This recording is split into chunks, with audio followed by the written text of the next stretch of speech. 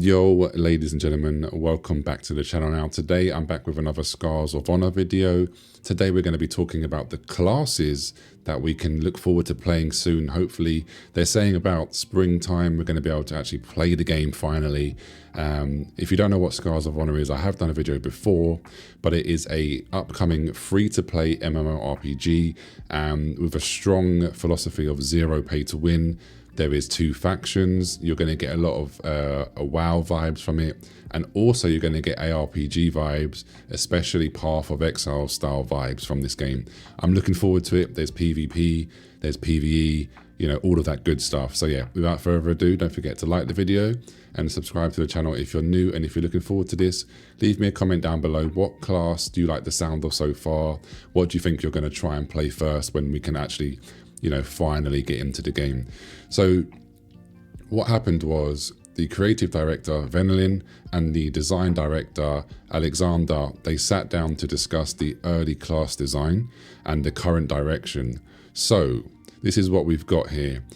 To begin with, they were going to have they were going to go with subclasses. So earlier in development, classes were split into clear subclasses like, you know, tank, DPS, support. But that structure since then has now been removed. So each class now has a large talent tree. Like I said, think of it as like the Path of Exile tree. So you start by choosing one of 6 starting nodes that sets your initial direction. But after that, you can move across the entire tree. And guys, it is huge.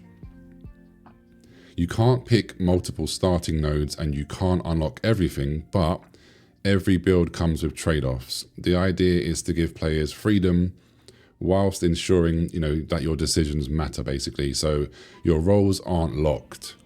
So they spent some time talking about the roles and how they don't want them to feel rigid. The idea isn't to have tanks that just stand there, healers that, you know, only just stare at the health bars, or DPS players that are just following one fixed rotation. Your roles will still matter, obviously, but they're not meant to feel restricted. I mean, that's what I like to hear. I like to have a bit of freedom.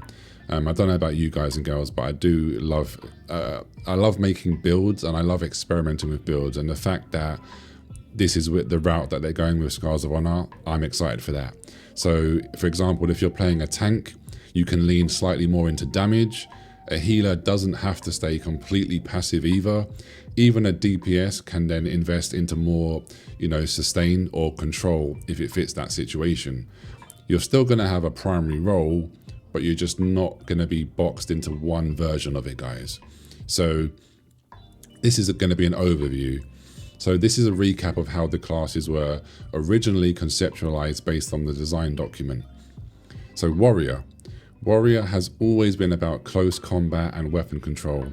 It wasn't designed to be just the tank. A big part of the early thinking was adaptability, somebody who knows how to handle different weapons and stays effective in different situations, right? They also talked about a heavier frontline presence and a more aggressive, pressure-based approach. Those ideas are still there, but it's just not fixed into fixed lanes, basically. Then we have the Paladin. They drew inspiration from several areas here. There was a judgment-focused identity built around fire and punishment. Mobility also plays a role here, especially with a cavalry-style movement and impact. Support mechanics like banners were part of the early thinking as well. On the stream, Cavalcade of Light was shown as an example of that high-impact design. It's powerful, but dependent on timing and positioning. Venelin also noted that earlier versions made the Paladin overlap too much with Warrior, and that they want to continue to refine the separation, basically. And if you want to watch the full stream, I will of course have the link to that in the description box below. So if you want to watch the whole thing, feel free to check that out. Now, Priest. When they were talking about the Priest, it wasn't just about numbers or your healing output. A big part of the discussion was about how healing should actually feel to play. The class still carries that, you know, familiar, holy support identity, but they also explored a more aggressive angle inspired by like Exorcist themes. That version brings dispels, disruptions closer to the fight instead of keeping everything at a distance, so you could be a little bit more aggressive basically. The idea is simple. Healing shouldn't feel passive, you're a part of the action. So they basically, what they were trying to say is they don't want healers to just feel like you're just a heal bot. You're just staring at the, your team or your raid's health bars and that's all you're doing. They want you to be able to feel a little bit more connected to the action, which I think is cool. Then we have the Mystic. So the Mystic originated from darker, more mystical concepts. Cosmic energy, celestial themes were part of it, but so were plague-style curses and unsettling transformation ideas. Rather than focusing on raw damage, the class was shaped around the influence, applying pressure, weakening opponents, and controlling the pace of the fight. They also mentioned that certain debuff interactions have to respect encounter design, especially when it comes to bosses, which sounds interesting. So this is more of sounds like a dot damage class in my opinion, but again, obviously we'll have to wait and see. Now, Mage, this is my favorite class. If you know me, guys, in RPGs, MMORPGs, I always like to play a Mage or some sort of spellcaster. So here in Scars of Honor, the Mage wasn't reinvented. It's still your elemental caster that has beam spells and big AoE damage. What changes is how you build it. So they spoke about the Battle Mage direction, which adds shields and more durability, so you can play closer to the action. You're not switching to a different specialization, you're just leaning into a different part of the same one. So Battle Mages are interesting. I remember playing a Battle Mage in a few other games where you're slightly more tanky. You don't have to just be a glass cannon and be, miles away from the action. You can get a little bit more stuck in. Then we have here the Druid. So shapeshifting has always been central to Druids. The early vision included a powerful combat form capable of holding space in the thick of the battle, as well as a caster style, which is built around a spore mechanic that reacts differently depending on your target. There was also a strong focus on fighting alongside animals rather than simply summoning them from afar. That mix of shape-shifting and reactive spellcasting is really what gives the Druid its identity. Now, I like the sounds of this as well. This sounds cool to me. I just need to see this in action to see whether it's my sort of playstyle. Then we have the Ranger, guys. So the Ranger was developed mostly around mobility and control. So long range, precision and movement formed one core identity. At the same time, controlling the terrain through traps and small bombs shaped another part of the class. Later on, a more technical angle was introduced, bringing in turrets and electrical abilities. All of those ideas now blend inside the talent system rather than standing alone. Now here is, lots of people love this class in most games here. We have the Assassin. So the Assassin wasn't designed around permanent invis. They were pretty clear about that on the stream. Stealth is part of its identity, but it's meant to be used as a tactic, not something that you can just, perma-stealth, which I find very annoying when you've got, an assassin that just completely goes invisible, very often. A lot of the early ideas have been focused on precision, landing crits, applying pressure, cutting through armor, so armor penetration. There was also an anti-mage angle in there, with tools meant to disrupt spellcasters. And then you've got the faster, riskier melee style that leans more into the aggressive playstyle. All of that now sits inside the same talent system. You're not picking like a fixed version of the Assassin. You're deciding how much you want to lean into each part, this is what I really like, guys. This is what I'm interested in with this whole talent system angle.